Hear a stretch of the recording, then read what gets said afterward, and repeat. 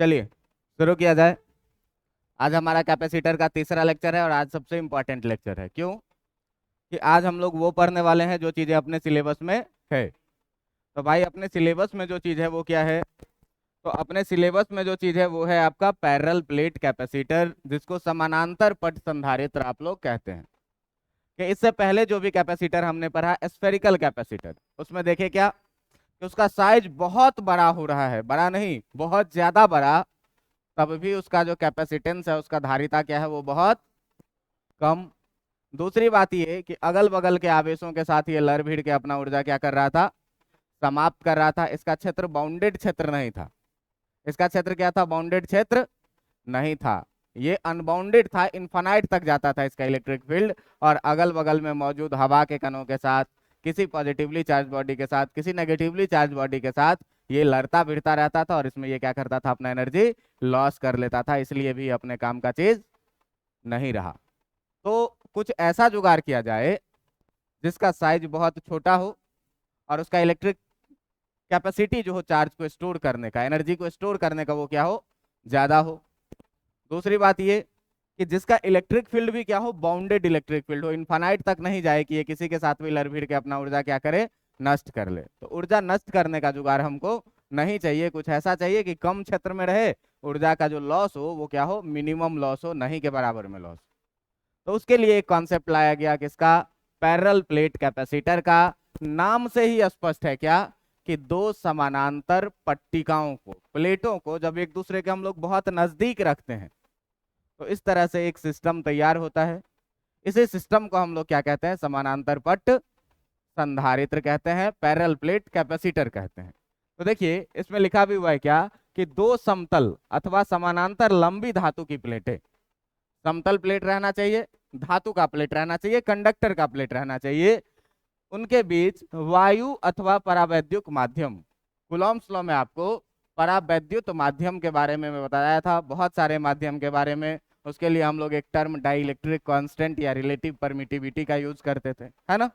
तो दो प्लेट रहे, या तो उसके बीच में हवा रहे या तो कोई दूसरा भी माध्यम रहे, तो इस प्रकार से एक समायोजन तैयार होता है। इसी समायोजन को क्या कहते हैं हम लोग, समानांतर पट क्या कहते हैं, संधारित्र कहते हैं, पैरेलल प्लेट कैपेसिटर कहते हैं। ध्यान से देखिएगा तो ये रहा एक प्लेट और इसके साथ एक दूसरा प्लेट रहेगा जो इसके ठीक समानांतर रखा रहेगा। प्रयास ये किया जाता है कि इस दोनों के बीच का जो दूरी हो ये d बहुत कम हो। इसका एरिया अगर मान लीजिए कि A1 रहे, इसका एरिया मान लीजिए कि A2 रहे। ये दो प्लेट है जो एक दूसरे से ऐसे रखी हुई है, ठीक ना। तो इसी कॉम्बिनेशन को जो हम लोग कहते हैं, इसी कॉम्बिनेशन को क्या कहते हैं, पैरेलल प्लेट कैपेसिटर। बात समझ में आ रहा है? अब इस पैरेलल प्लेट कैपेसिटर में करना क्या चीज है ये देखिए। तो सर कैपेसिटर पे तो हम लोग चार्ज वार्ज कुछ रखते थे, इस पे चार्ज वार्ज कैसे रखा जाए, क्यों रखा जाए, ये देखिए। कह रहे हैं क्या कि इस प्रकार व्यवहार में संधारित्र किसी भी समरूप दो ऐसे चालकों का युग्म होता है जो एक दूसरे के समीप तथा विद्युत रोधी माध्यम से पृथककृत हो। मतलब क्या कि ये दो आइडेंटिकल, एक जैसे, एक जैसे का मतलब क्या, क्षेत्रफल भी एक जैसा हो, उसके बीच की दूरी क्या हो, बहुत कम हो, एक दूसरे के समीप रखा हुआ हो, और हर तरह से दोनों प्लेट क्या हो, आइडेंटिकल हो। तो इस तरह के समायोजन में अगर किसी विद्युत रोधी माध्यम से हम क्या करते हैं, इसको सेपरेट कर देते हैं, मतलब इसको किसी तार से जोड़ना नहीं है, ये क्या रहेगा, एक दूसरे से सेपरेटेड रहेगा। किसी भी तरह के विद्युत रोधी माध्यम से ये एक दूसरे से क्या रहेगा, सेपरेट रहेगा। इस दोनों के बीच में, इस दोनों के बीच में जो है इस जगह पर या तो हवा भरी रहेगी या तो कोई ऐसी माध्यम भरी रहेगी जो क्या हो, विद्युत रोधी माध्यम हो। हवा को भी हम लोग लगभग लगभग क्या मानते हैं, विद्युत रोधी माध्यम। या तो इसके बीच में कुछ नहीं हो, या तो इसके बीच में ऐसा माध्यम इस दोनों प्लेटों के बीच में जो क्या करे, जो कैसा हो, विद्युत रोधी माध्यम हो। मतलब इस दोनों के बीच में किसी भी तरह से जो है सो आवेश का स्थानांतरण नहीं होना चाहिए। अगर हम तार से जोड़ देंगे इस दोनों को किसी चालक तार से तो क्या होगा, आवेश बहने लगेगा एक जगह से दूसरे जगह तक। लेकिन इस दोनों प्लेटों के बीच में हमको कैसा माध्यम रखना है, एक ऐसा माध्यम जो इस दोनों के बीच में आवेश के प्रवाह को क्या करे, रोके। और इसी कॉम्बिनेशन को हम लोग क्या कहते हैं, समानांतर पट संधारित्र कहते हैं। इसमें कह रहा है क्या कि जिन पर बराबर एवं विपरीत आवेश हो। मतलब इस दोनों प्लेट के बारे में क्या कह रहा है कि अगर इस पे आवेश प्लस क्यू होगा भाई, तो इस पे जो आवेश होगा वो कितना होगा, माइनस क्यू होगा। आवेश क्या हो, परिमाण में बराबर हो और चिन्ह में एक दूसरे के क्या हो, विपरीत हो। अच्छा, ये जो संधारित्र की प्लेट है ये वाला, इसको भी हम लोग क्या कहते हैं, प्लेट कहते हैं कैपेसिटर का, और इसको भी हम लोग क्या कहते हैं, कैपेसिटर का प्लेट कहते हैं। इस चीजों को आपको याद रखना है, टर्म है ये सब, सारे टर्म को क्या करना है, याद रखना है। क्या बोले अभी, कि दो आइडेंटिकल प्लेट जब एक दूसरे से बहुत नजदीक रखा हुआ हो और इस दोनों के बीच में एक ऐसा माध्यम हो जो माध्यम विद्युत के प्रवाह को क्या करे, रोके, मतलब ऐसा माध्यम जो हो वो क्या हो, विद्युत रोधी माध्यम हो, तो इसी दो प्लेट के समायोजन को हम लोग क्या कहेंगे, समानांतर पट संधारित्र कहेंगे। अब इसमें एक अगला लाइन क्या जुड़ के आया कि इस दोनों प्लेटों पर जो आवेश रहना चाहिए वो बराबर आवेश रहना चाहिए, लेकिन आवेश विपरीत चिन्ह में रहना चाहिए, अपोजिट साइन में। मतलब अगर एक पे प्लस क्यू रहेगा तो दूसरे पे माइनस क्यू रहेगा। अब सवाल ये उठता है कि सर इसमें चार्ज कैसे जनरेट किया जाए कि बराबर चार्ज भी जनरेट हो और विपरीत दिशा में भी चार्ज जनरेट हो, है ना। और इस दोनों प्लेट के बीच में अगर हमको आवेश जनरेट करना है, आवेश बराबर हो और विपरीत हो, तो वो कैसे कर सकते हैं। तो तुम जानते हो कि कोई भी पदार्थ जो इलेक्ट्रॉन का दान करता है उस पर पॉजिटिव चार्ज आता है, और जो इलेक्ट्रॉन एक्सेप्ट करता है उस पर कैसा चार्ज आता है, उतना ही नेगेटिव चार्ज आता है। मतलब बराबर और विपरीत चार्ज होता है। जैसे आपको हम उदाहरण में बताए थे कभी कि Na और Cl के बारे में, है ना। Na और Cl के बारे में, Na ने Cl को एक इलेक्ट्रॉन दिया था तो Cl पे एक माइनस आया था, और उसी समय में सोडियम पे कितना प्लस आया था, एक प्लस। मतलब किसी तरह से अगर इस प्लेट से इस प्लेट पर इलेक्ट्रॉन का स्थानांतरण हो जाए तो इस दोनों पर बराबर और विपरीत चार्ज उत्पन्न हो जाएगा, है ना। तो अब ये दोनों प्लेट तो नॉर्मल स्टेट में है, चार्जली न्यूट्रल है, इस पर कोई चार्ज नहीं है। तो हमको कोई ना कोई काम करना पड़ेगा कि यहाँ से इलेक्ट्रॉन को तोड़ना पड़ेगा और इस दूसरे वाले प्लेट पे पहुंचाना पड़ेगा। तो यहाँ से तोड़ के निकालेंगे तो इस पर पॉजिटिव चार्ज आ जाएगा, और इस पर डालेंगे तो इस पर कैसा चार्ज आ जाएगा, पॉजिटिव चार्ज आ जाएगा, उतना ही। तो इस तरह से आप जिस पर नेगेटिव चार्ज चाहिए उस पर से इलेक्ट्रॉन को निकालिए, और जिस पर पॉजिटिव चार्ज चाहिए उस पर इलेक्ट्रॉन को क्या करिए, डालिए। अब सर कैसे डालेंगे, उल्टा बोल दिए कि जहां पर नेगेटिव चार्ज चाहिए वहां से इलेक्ट्रॉन को डालिए, और जहां से पॉजिटिव चार्ज चाहिए वहां से इलेक्ट्रॉन को निकालिए, ये दान करेगा। अच्छा, पॉजिटिव चार्ज वाला बॉडी इलेक्ट्रॉन का दान करेगा और नेगेटिव चार्ज वाला बॉडी क्या करेगा, इलेक्ट्रॉन को ग्रहण करेगा। तो भाई अगर यहाँ से कुछ इलेक्ट्रॉन हम निकाल करके दूसरे वाले प्लेट पे डाल दें तो इस पर जितना पॉजिटिव बनेगा उस पर उतना ही नेगेटिव चार्ज बनेगा। अब देखो कि ये दोनों के बीच का बहुत दूरी कम है, हम इसके बीच में घुस करके नहीं निकाल सकते हैं। इस दोनों के बीच का दूरी क्या है, बहुत कम है, हम इसके बीच में घुस करके नहीं निकाल सकते हैं। तो क्या जुगाड़ हो सकता है इसको चार्ज करने का। अच्छा, इसमें देख लीजिए कि एक चीज है क्या टर्म, कि कहा जाता है क्या कि आपके कैपेसिटर में जो दो प्लेट है इस दोनों प्लेट पर बराबर आवेश है और विपरीत आवेश है। मतलब अगर इस पर चार्ज प्लस क्यू है तो इसके बगल में जो रखा हुआ प्लेट है इस पर जो आप लोग चार्ज मानते हैं ये कितना, माइनस क्यू। तो इस हिसाब से अगर आप देखिएगा तो इस पर लगता है क्या कि कुल आवेश कितना है, शून्य है।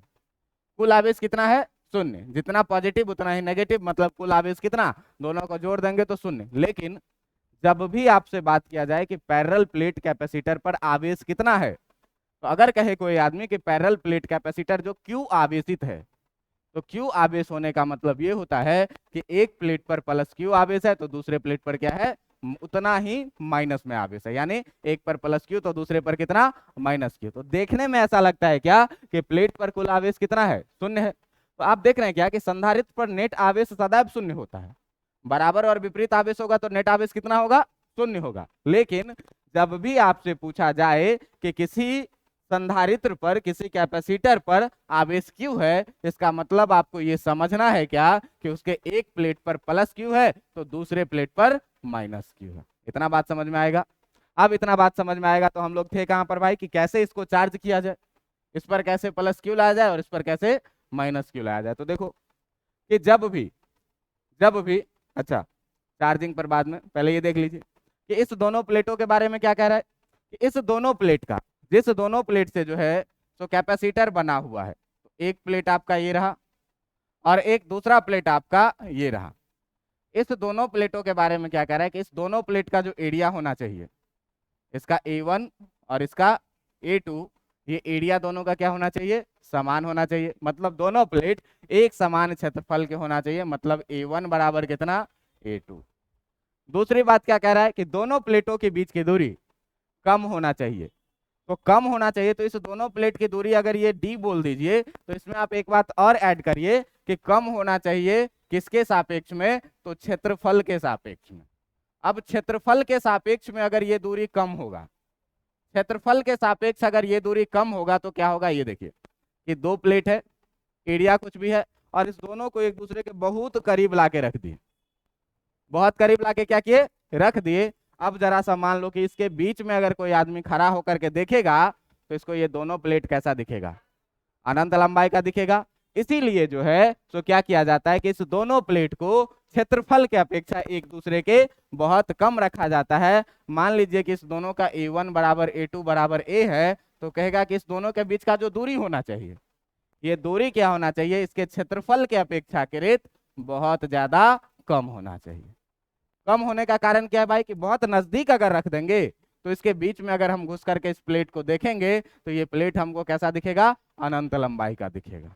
बात समझ में आ रहा है? आपको कभी बताए थे क्या कि इस बोर्ड को देखना है, एकदम नजदीक में आकर के देख लो, बोर्ड कैसा दिखेगा, इनफाइनाइट। दूर से देखेंगे तो बोर्ड कैसा दिखेगा, तो ये प्लेट रहेगा छोटा ही, लेकिन ये प्लेट जितना बड़ा रहेगा, उसके अपेक्षाकृत इस दोनों प्लेटों की जो बीच की दूरी रहेगी, वो क्या रहेगी, बहुत कम रहेगी। इतनी कम रहेगी, इतनी कम रहेगी, ताकि ये दोनों प्लेट क्या लगे, अनंत सीट के जैसे बिहेव करने लगे।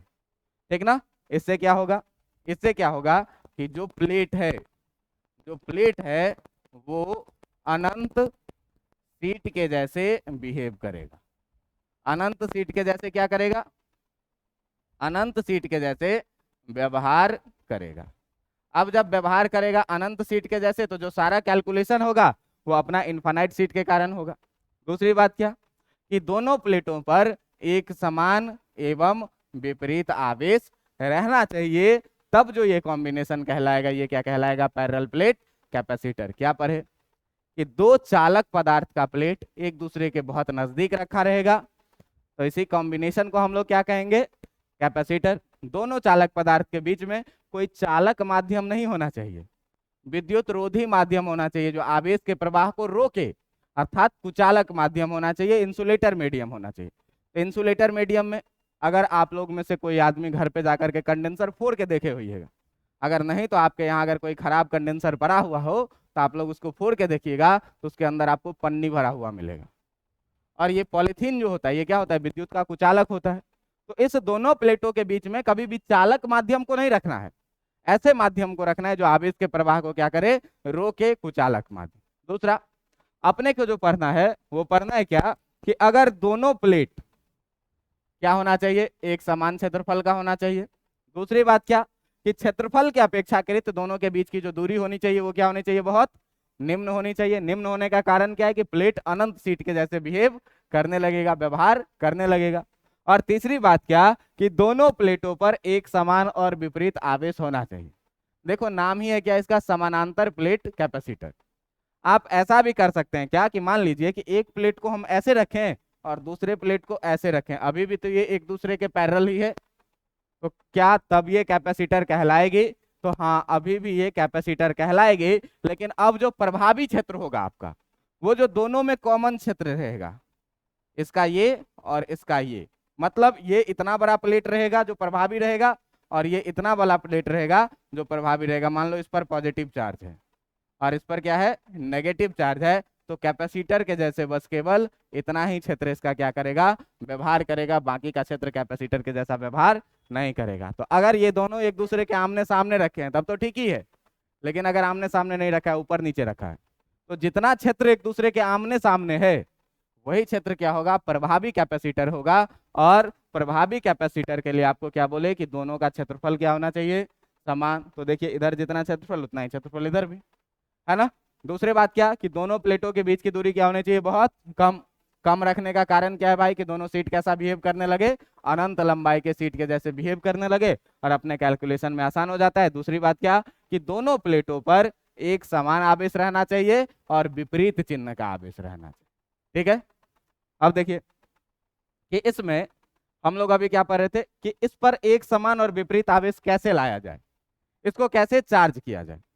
बहुत कम डिस्टेंस पर है दोनों, है ना, दोनों बहुत कम डिस्टेंस पर है, तो हम ऐसा भी नहीं कर सकते कि इस पर मेहनत करके चार्ज को ढो करके एक जगह से दूसरी जगह पहुंचा दे, लेकिन कोई एक ऐसा जुगाड़ करें कि किसी तरह से इस पर से चार्ज अगर इस पर चले जाए, कुछ अगर यहां से मान लो कुछ इलेक्ट्रॉन होगा ना, यहाँ पर कुछ इलेक्ट्रॉन होगा और ये इलेक्ट्रॉन जो है तो किसी तरह से अगर इस पर ट्रांसफर हो जाए, किसी तरह से अगर इस पर ट्रांसफर हो जाए तो इस पर प्लस क्यू आवेश बन जाएगा और इस पर माइनस क्यू आवेश बन जाएगा। तो इस दोनों के बीच का दूरी भाई बहुत कम है, हम इसको डायरेक्ट ढो करके यहाँ से यहाँ तक नहीं ला सकते, लेकिन करेंगे क्या, करेंगे क्या कि इस पर इलेक्ट्रॉन है, इसको हम एक बैटरी से जोड़ दिए जिसका विभव कितना है भी। अब जैसे ही बैटरी से जोड़ेंगे क्या होगा, आवेश का प्रवाह शुरू हो जाएगा। आवेश का प्रवाह हमेशा किधर से होता है, उच्च विभव से निम्न विभव की तरफ। तो देखो बैटरी का ये पॉजिटिव टर्मिनल है और ये नेगेटिव टर्मिनल है, मतलब आवेश का जो प्रवाह इसमें शुरू हो जाएगा वो कुछ इस तरीके से, आवेश का प्रवाह कुछ इस तरीके से शुरू होगा। अब इलेक्ट्रॉन यहाँ से बह करके इधर से जाने लगा इलेक्ट्रॉन, इधर से जाने लगा इलेक्ट्रॉन और इधर से जाने लगा इलेक्ट्रॉन, जाएगा कि नहीं, इलेक्ट्रॉन ऐसे बहना शुरू होगा। कुछ देर के बाद क्या होगा कि इस पर से बहुत सारा इलेक्ट्रॉन चला गया, क्या हम यही तो चाहते थे क्या कि किसी तरीके से इस पर से कुछ इलेक्ट्रॉन इस पर ट्रांसफर हो जाए। तो जो डोनर रहेगा उस पर पॉजिटिव चार्ज आ जाएगा और जो एक्सेप्टर रहेगा उस पर उतना ही नेगेटिव चार्ज आ जाएगा। तो क्या किया हम लोग, दोनों प्लेटों को एक बैटरी से जोड़ दिए, बैटरी से जोड़ दिए तो हुआ क्या, बैटरी से जोड़ दिए तो इससे करंट बहने लगा, और करंट का प्रवाह का मतलब क्या, इलेक्ट्रॉन का प्रवाह। इलेक्ट्रॉन का प्रवाह हमेशा उच्च विभव से निम्न विभव की तरफ, इधर से इलेक्ट्रॉन बहना शुरू करेगा और इधर की तरफ जाएगा, तब ना करंट पॉजिटिव से नेगेटिव की तरफ बहता है। और इलेक्ट्रॉन का प्रवाह हमेशा करंट के विपरीत दिशा में होता है। ये पढ़े हुए हो गए। तो अगर कोई बैटरी है, अगर कोई बैटरी है, आप मान लीजिए कि ये कोई सा बैटरी है, इसका ये पॉजिटिव टर्मिनल है और इसको आप किसी बल्ब से जोड़ दीजिएगा तो इसमें करंट बहेगा इधर के तरफ, करंट बहेगा पॉजिटिव से निकलेगा आई, लेकिन इलेक्ट्रॉन जो है सो उल्टा बहता है, इलेक्ट्रॉन क्या होगा, उल्टा बहता है। तो इसमें करंट बहेगा इस डायरेक्शन में, पॉजिटिव से निकलेगा, लेकिन इलेक्ट्रॉन कैसे बहेगा, इसके अपोजिट डायरेक्शन। बात समझ में आ रहा है, क्या बोले, इलेक्ट्रॉन के प्रवाह के विपरीत दिशा में करंट बहता है। 10वीं क्लास में इसका मतलब आप ढंग से नहीं पढ़े हैं, आपको अगला चैप्टर में हम ही पढ़ाएंगे कि इलेक्ट्रॉन जिस दिशा में बहती है करंट उसके विपरीत दिशा में, धन आवेश का जो प्रवाह होता है वो करंट होता है। तो इलेक्ट्रॉन नेगेटिव चार्ज है तो नेगेटिव चार्ज इधर बहेगा, मतलब पॉजिटिव चार्ज इसके अपोजिट डायरेक्शन में बहेगा। ये एक लंबा चौड़ा कॉन्सेप्ट है, अगले चैप्टर में बताएंगे, अभी बस आप मान लीजिए मेरा बात कि इलेक्ट्रॉन के प्रवाह के अपोजिट डायरेक्शन में हमेशा इलेक्ट्रॉन बहता है, ठीक ना। करंट जिधर बहेगा उसके अपोजिट डायरेक्शन में इलेक्ट्रॉन बहेगा, तो पॉजिटिव से करंट निकलेगा नेगेटिव में जाएगा, तो इसके अपोजिट डायरेक्शन में इलेक्ट्रॉन बहेगा तो क्या होगा भाई, यहां से इलेक्ट्रॉन निकलेगा और इलेक्ट्रॉन जा करके यहाँ पर चला जाएगा।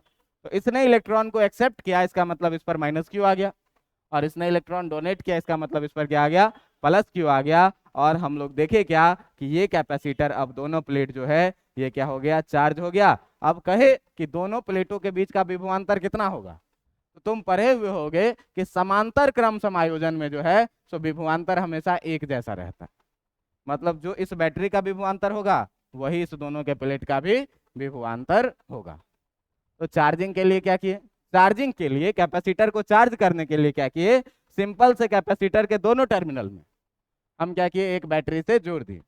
जो टर्मिनल पॉजिटिव टर्मिनल से जुड़ा था वो पॉजिटिवली चार्ज हो गया, और जो टर्मिनल नेगेटिव टर्मिनल से जुड़ा था वो कैसा हो गया, नेगेटिवली चार्ज हो गया। क्यों कि जैसे ही बैटरी से जोड़े इलेक्ट्रॉन का प्रवाह होने लग गया करंट के विपरीत दिशा में। अब इलेक्ट्रॉन का प्रवाह होने लगा तो इसने इलेक्ट्रॉन दिया और दूसरे प्लेट ने क्या किया, इलेक्ट्रॉन ग्रहण किया, और जब ग्रहण करेगा भाई तो उस पर नेगेटिव चार्ज आएगा, और जो डोनेट करेगा उस पर क्या आ जाएगा, अपना जो चाहिए था कि दोनों प्लेटों पर बराबर आवेश होना चाहिए और विपरीत आवेश होना चाहिए, ये काम अपना हो गया।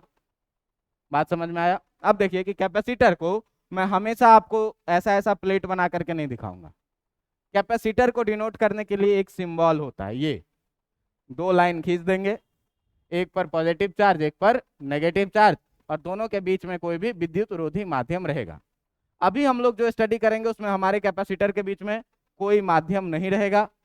कोई माध्यम नहीं रहेगा तो हवा या निर्वात रहेगा, और हवा या निर्वात के लिए हम लोग हवा या निर्वात के परमिटिविटी का उपयोग करते हैं, जिसको एप्सिलॉन नॉट बोलते हैं। क्लियर है इतनी बातें? इतना में कोई दिक्कत है? मैं क्या बोला तुमको कि कैपेसिटर दो प्लेटों का समायोजन, दो प्लेटों के बीच में विद्युत रोधी माध्यम होना चाहिए, दोनों प्लेटों का क्षेत्रफल क्या होना चाहिए, एक समान, क्षेत्रफल के सापेक्ष एक दूसरे के बहुत करीब रहना चाहिए ताकि इनफाइनाइट सीट के जैसा बिहेव करे, दोनों पर बराबर एवं विपरीत आवेश चाहिए। अब बराबर एवं विपरीत आवेश चाहिए तो कैसे आएगा? तो सिंपल सा क्या किए, इसके दोनों प्लेट को एक बैटरी से जोड़ दिए, बैटरी से जोड़ दिए तो इलेक्ट्रॉन का प्रवाह हुआ, इलेक्ट्रॉन का प्रवाह हुआ तो एक पर पॉजिटिव चार्ज और एक पर नेगेटिव चार्ज निर्माण हो गया। अब कैपेसिटर का सर ओरिजिनल बात पे आइए।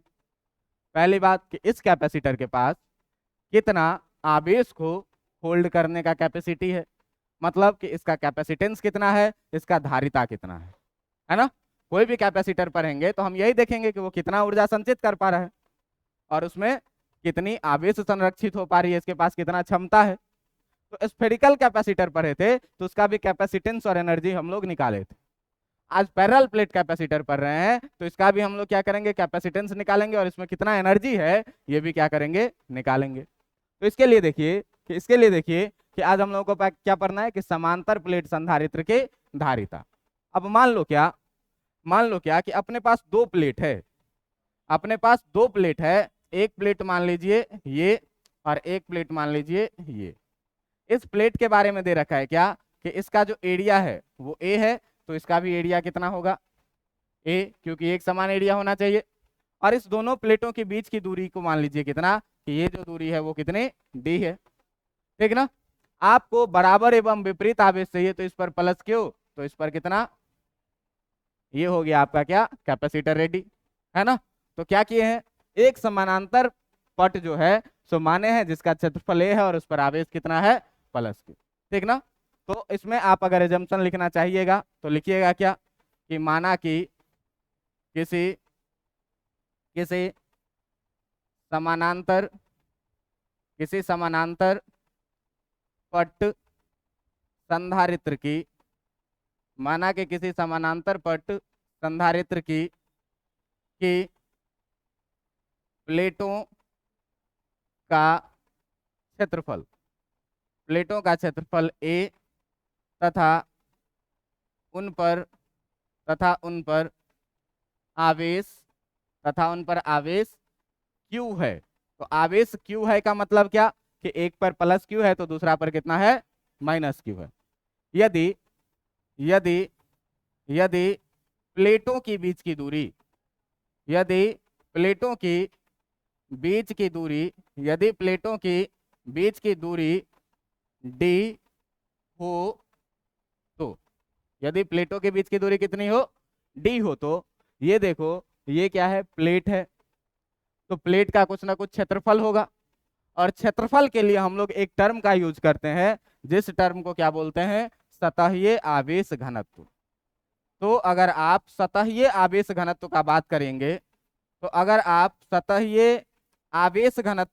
करेंगे तो ये जो सतहीय आवेश घनत्व होता है आपका, जिसको हम लोग बोलते हैं क्या, सिग्मा इक्वल टू क्या हो जाएगा, total charge by total area, निकल के आएगा कितना ने। तो मान लो कि इसका जो चार्ज डेंसिटी है वो सिग्मा, तो इसका भी कितना हो जाएगा, सिग्मा हो जाएगा, है ना। इसका सिग्मा तो इसका भी कितना हो जाएगा, सिग्मा। अब देखिए कि इसका सिग्मा इक्वल टू हमको निकल के आया क्या, सिग्मा इक्वल टू यहाँ से निकल के आया कितना, क्यू बाय ए। अपने पास क्या दिया हुआ है भाई कि एक कैपेसिटर है, अपने पास क्या दिया हुआ है, अपने पास दिया हुआ है कि एक कैपेसिटर है।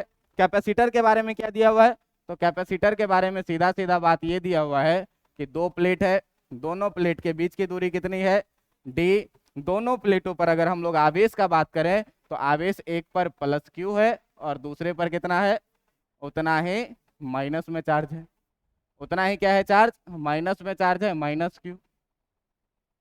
क्यू है ना।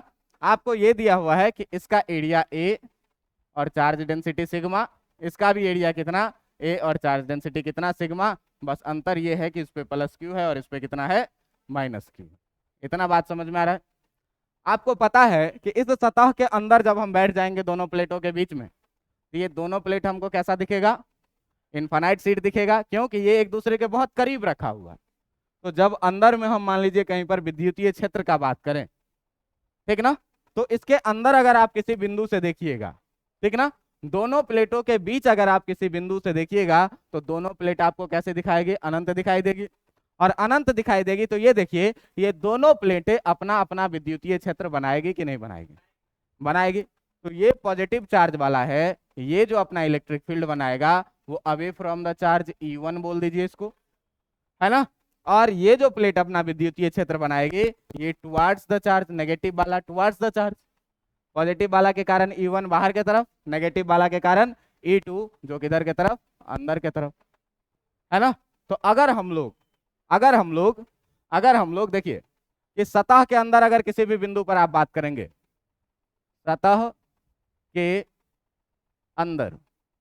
के अंदर किसी भी बिंदु पर अगर आप बात करें, किसी भी बिंदु से प्लेट जो है, प्लेट कैसी दिखेगी?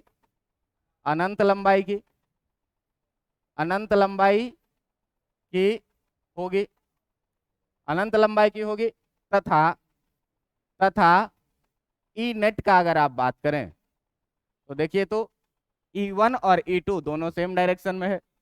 E1 क्या है भाई? तो पहले के कारण विद्युतीय क्षेत्र अवे फ्रॉम द चार्ज, और E2 क्या है? दूसरे के कारण विद्युतीय क्षेत्र टुवर्ड्स द चार्ज, दोनों सेम डायरेक्शन में है। तो अगर तो दोस्त E1 ई नेट लिखना चाहें तो E1 प्लस E2 लिखेंगे कि नहीं लिखेंगे? E1 प्लस E2 लिखेंगे कि नहीं? E1 क्या है? पहला वाला प्लेट ये और दूसरा वाला प्लेट ये, तो E1 जो है, ये E1 क्या है? प्लेट 1 के कारण क्षेत्र है। प्लेट 1 के कारण क्या है? क्षेत्र है। कैसा क्षेत्र? विद्युतीय क्षेत्र। और E2 क्या है? तो E2 जो है तो आपका प्लेट 2 के कारण विद्युतीय क्षेत्र है। अब देखिए कि अनंत लंबाई के प्लेट के कारण आप विद्युतीय क्षेत्र निकालना सीखे हुए हैं। कितना? Sigma bye 2 times epsilon not. तो भाई जब sigma bye 2 times epsilon not जानते हो तो तुम ये भी जानते हो कि जो E1 बराबर होगा ये भी कितना? Sigma bye 2 times epsilon not. और जो E2 होगा ये भी कितना होगा? Sigma bye 2 times epsilon not. क्यों? कि दोनों का आवेश घनत्व तो एक ही जैसा है, तो दोनों के कारण जो विद्युतीय क्षेत्र बनेगा वो कितना? Sigma bye 2 times epsilon not. और आप फाइनली अगर ई नेट का बात करिएगा,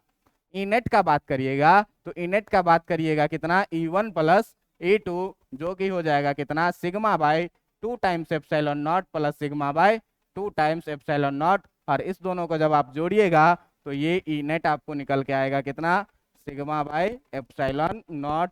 अगर आपको याद हो तो जब अनंत लंबाई का सीट पढ़ाए थे तो ऐसा ऐसा क्वेश्चन करवाए थे, बीच में विद्युतीय क्षेत्र निकालना, ऐसे ही हम लोग निकालते थे। तो बीच में इलेक्ट्रिक फील्ड हमको पता चल गया कि कितना है? Sigma by epsilon not. अच्छा, जरा सा आप देखिए कि जब हम लोग धारिता के परिभाषा का प्रयोग करते हैं तो धारिता में C इक्वल टू लिखते हैं क्या? Q by V। लेकिन ये C इक्वल टू अगर मैं Q बाई डेल्टा भी लिखूं तो आपको कोई दिक्कत है क्या? काहे नहीं दिक्कत है भाई? काहे लिखिएगा सर? तो देखो अनंत पे हम लोग 0 मान लेते थे तभी तो ये भी आता था। इसका मतलब अनंत का और यहाँ का अंतर है ये। इस चीज को जो तुम भी मानते थे तो ये C इक्वल टू तुम्हारा क्या था? Q by V minus V infinitive, यही चीज तो था।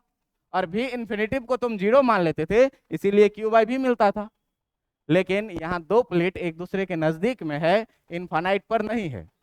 तो इनफाइनाइट पर नहीं है तो आप ये बताइए कि C इक्वल टू Q बट्टा डेल्टा V लिखूंगा मैं, तो आपको कोई ऐतराज है?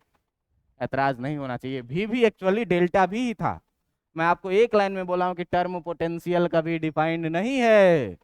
डिफाइन क्या है? Potential difference. डेल्टा भी डिफाइन है, और भी इसीलिए डिफाइन होता है क्योंकि हम मान लेते हैं कि इनफाइनाइट पे जो पोटेंशियल है वो कितना है? 0 है, इसीलिए भी डिफाइन हो जाता है। लेकिन एक्चुअली में क्या डिफाइन है? डेल्टा भी डिफाइन है। अब यदि आप मान लीजिए, क्या, यदि यदि प्लेटों के बीच का, यदि प्लेटों के बीच का विभवांतर को आप मान लीजिए कितना, डेल्टा भी है, तो क्या मान लिए, यदि प्लेटों के बीच का विभवांतर कितना है, डेल्टा भी है, तो आप कभी पढ़े हुए हैं कि डेल्टा भी बराबर जो होता है वो कितना होता है, ई डॉट डी आर। पढ़े हुए हैं कि नहीं, डेल्टा भी कितना होता है, ई bye E dot D R. तो हम जानते हैं कि, तो जो डेल्टा भी होगा आपका, दोनों के बीच का विद्युतीय क्षेत्र ई है ना, और दोनों के बीच का जो डिस्टेंस है डी आर वो कितना है, ई डॉट डी लिखेंगे क्या, दोनों प्लेटों के बीच का डिस्टेंस कितना है, डी, तो यही हो जाएगा क्या, डी आर। अब देखो कि इलेक्ट्रिक फील्ड का डायरेक्शन, ई नेट का डायरेक्शन भी इधर की तरफ ही होगा, क्योंकि E1 E2 इधर है, तो नेट इलेक्ट्रिक फील्ड भी क्या होगा, और डी का डायरेक्शन भी तुम्हारा क्या है, पॉजिटिव से नेगेटिव के तरफ, तो थीटा बराबर तुम्हारा कितना हो जाएगा, 0 डिग्री। तो जब थीटा बराबर 0 डिग्री डालोगे भाई, तो यहाँ से जो है तो तुम डेल्टा भी इक्वल टू कितना लिखोगे, ई डी कॉस कितना, 0 डिग्री, जो कि डेल्टा भी निकल के आ जाएगा कितना, ई डी। बात समझ में आ रहा है? हाँ, अरे ये डी आर तो वहां पर जानते थे, छोटा सा डिस्टेंस डी आर लेते थे इसीलिए, और यहाँ दोनों प्लेट के बीच का छोटा सा डिस्टेंस कितना है, तो डी के जगह पर डी आर लिखेंगे कि नहीं लिखेंगे? बात समझ में आ रहा है? डी आर के जगह पर डी लिखेंगे कि नहीं? अब देखिए कि इलेक्ट्रिक फील्ड अभी हम लोग निकाले हैं, इलेक्ट्रिक फील्ड अभी कितना निकाले हैं, तो डेल्टा भी इक्वल टू ई के जगह पर निकाले हैं कितना, सिग्मा बाय एप्सिलॉन नॉट और इनटू कितना, डी।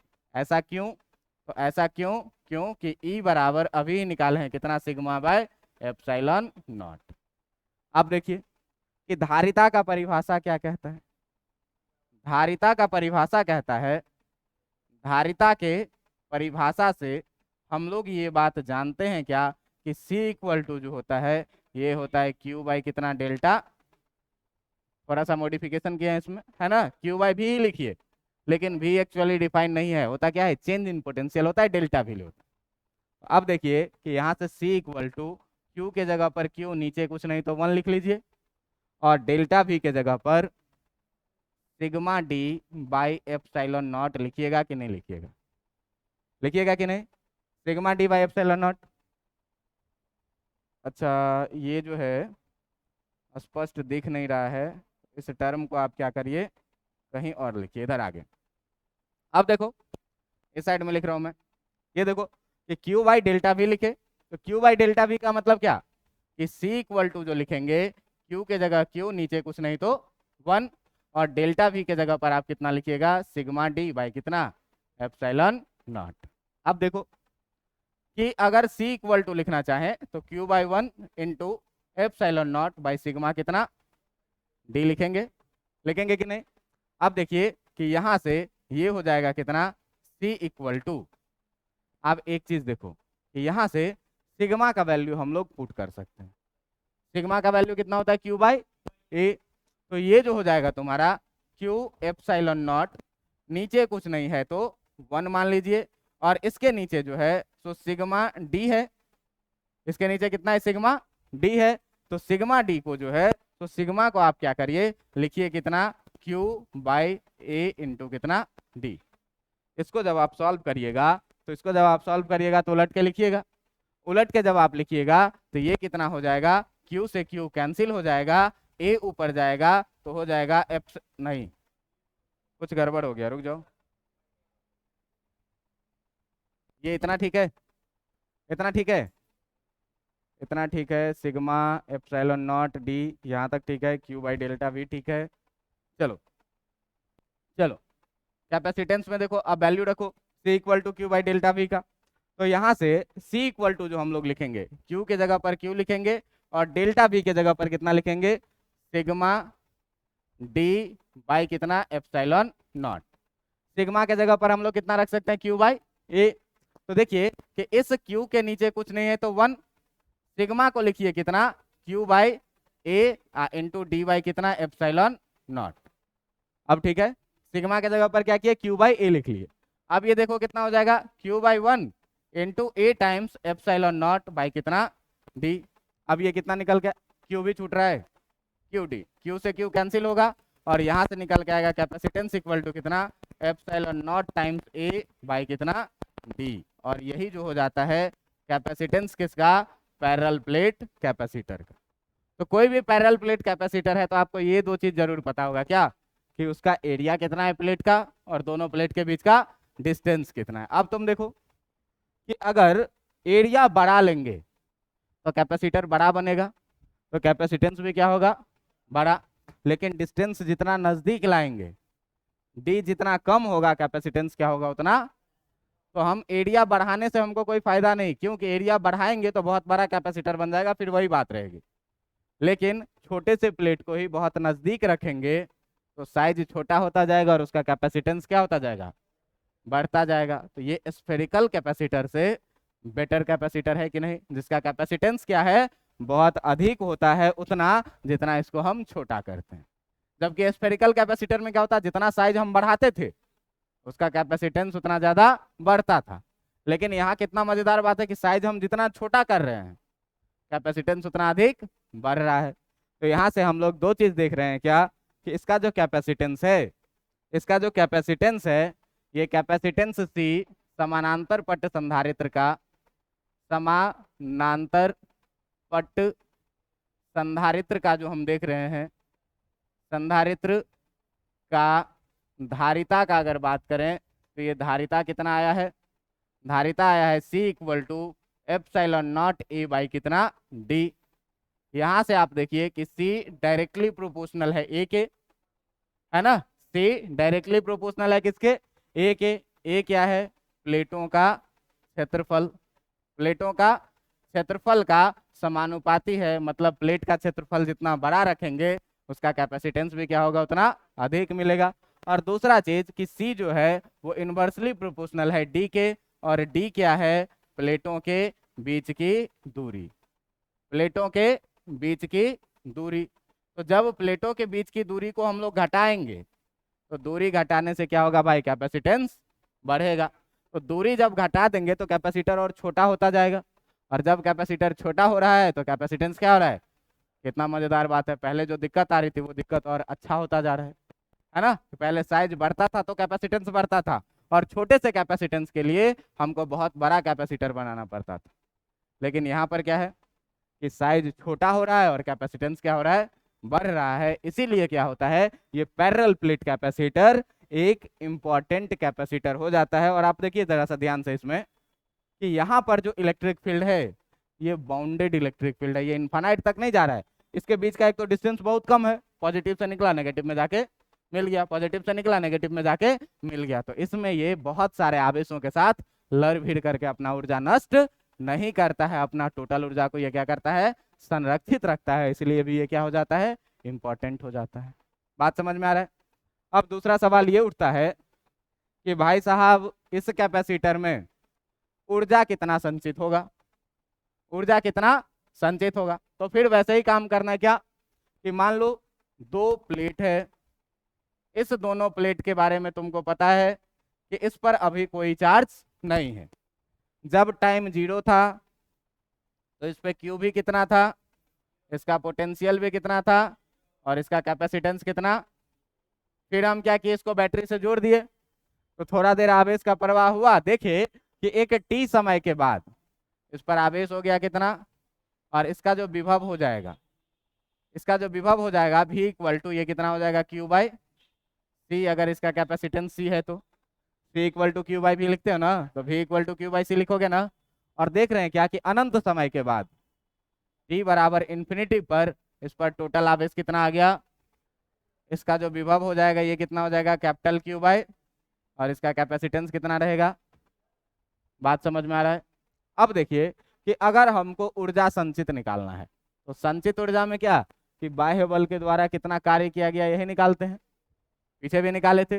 तो बाह्य बल के द्वारा कितना काम किया गया, जितना इसको हम बैटरी से जोड़े थे और बैटरी ही इस पर बाह्य बल लगा करके काम किया है, क्या कि इसके इलेक्ट्रॉन को पहुंचा दिया है इस पर। कौन काम कर रहा है, बैटरी काम कर रहा है। अब जब बैटरी काम कर रहा है तो इसके द्वारा जो ऊर्जा निकालना है, तो तुम ध्यान देना कि ऊर्जा निकालने के लिए तुम्हारे पास क्या परिभाषा है। तो यहाँ जो तुम W एक्सटर्नल लिखोगे, W एक्सटर्नल लिखोगे, तो कल हम तुमको बताए थे कि पोटेंशियल के डेफिनेशन से W एक्सटर्नल इक्वल टू कितना आता है, V टाइम्स डी क्यू। कहाँ से सर? अरे यार पोटेंशियल डिफरेंस का डेफिनेशन है। पोटेंशियल डिफरेंस का डेफिनेशन क्या कहता है कि V minus V infinitive equal to D W external by छोटा सा चार्ज क्या, इन्फिनिटिव पे पोटेंशियल कितना, यानी कि V इक्वल टू कितना, डी डब्ल्यू एक्सटर्नल नीचे कितना, डी क्यू। डी क्यू को इधर ले आओ, तो जब डी क्यू को इधर ले आओगे तो D W external equal to जो हो जाएगा वो कितना हो जाएगा, V डी क्यू हो जाएगा। हो जाएगा कि नहीं, V डी क्यू हो जाएगा। अब तुम ये बात जानते हो क्या कि अगर हमको टोटल वर्क डन चाहिए, अगर हमको टोटल वर्क डन चाहिए तो हम लोग क्या करेंगे, फॉर टोटल वर्क डन हम लोग क्या करेंगे, दोनों तरफ इसको क्या करेंगे, इंटीग्रेट करेंगे, इंटीग्रेटिंग बोथ साइड। तो जब दोनों तरफ इंटीग्रेट करोगे तो इधर मिलेगा क्या, इंटीग्रेशन डी डब्ल्यू एक्सटर्नल, और इधर क्या मिलेगा, integration V D Q. Vary कौन कर रहा है, चार्ज। तो लिमिट भी लगेगा किसमें, चार्ज में लिमिट लगेगा। शुरू में चार्ज था कितना, अंतिम में चार्ज कितना हो गया, कैपिटल Q। इसका मतलब लिमिट कहाँ से कहाँ तक लगाएंगे, 0 से लेकर के Q तक। अब देखिए कि आप डी डब्ल्यू एक्सटर्नल का कितना निकालेंगे, W एक्सटर्नल, और ये V को Q अपॉन C आप लिख सकते हैं कि नहीं लिख सकते हैं, डी क्यू, C कांस्टेंट है, तो W external equal to 1/C को बाहर निकालिएगा, integration 0 to Q D Q बचेगा। और ये सर वही कल वाला एक्सप्रेशन है, इसको सॉल्व किए थे तो W एक्सटर्नल कितना आया था, W एक्सटर्नल जो आया था ये आया था कितना, Q²/2C, और इसी को हम लोग क्या बोले थे, एनर्जी स्टोर्ड इन कैपेसिटर।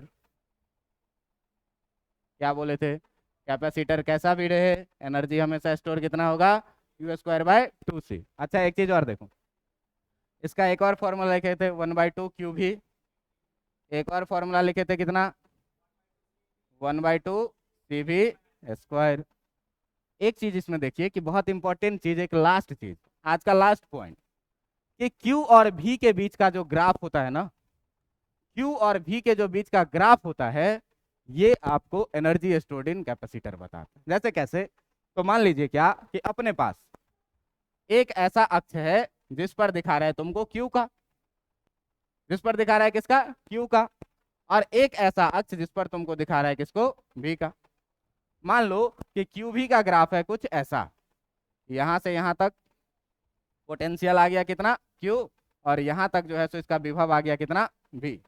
तो Q और V के बीच का जो क्षेत्रफल होगा ये वाला क्षेत्रफल होगा, होगा कि नहीं, और ये वाला क्षेत्रफल होगा। तो देखो तो ये त्रिभुज है कि नहीं है, तो अगर इस त्रिभुज का तुम क्षेत्रफल लिखोगे, त्रिभुज का क्षेत्रफल, तो 1/2 गुने आधार आगुने ऊंचाई लिखोगे कि नहीं, और यही क्या है, ऊर्जा है ना। इसका मतलब सीधा सीधा ये बात होता है क्या कि Q वर्सेस V के बीच के ग्राफ का क्षेत्रफल,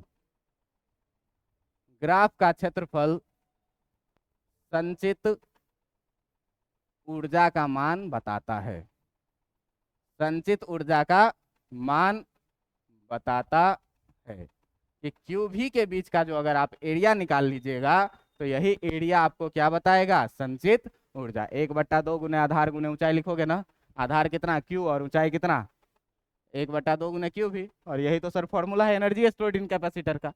तो Q और V के बीच का जब भी आप ग्राफ निकालिएगा तो कैपेसिटर में कितना ऊर्जा संचित हुआ इसका मान आपको बताएगा। और इस प्रकार से पैरेलल प्लेट कैपेसिटर का ये कहानी होता है समाप्त। लेकिन ध्यान रहे ये कि इसके कैपेसिटेंस में अभी तक जो है सो मीडियम के बीच में हम हवा रखे थे, इसीलिए एप्सिलॉन नॉट लिख रहे थे, है ना। अगर कोई दूसरा माध्यम लिखेंगे तो क्या होगा, ये सारी कहानी के लिए अगले एपिसोड का इंतजार कीजिए। इतना पढ़ के आइएगा, मेरे ख्याल से समझ में आया होगा, घर से पढ़ के आना, ठीक है। इंपॉर्टेंट टॉपिक है और बहुत तोड़ करके पढ़ाया है।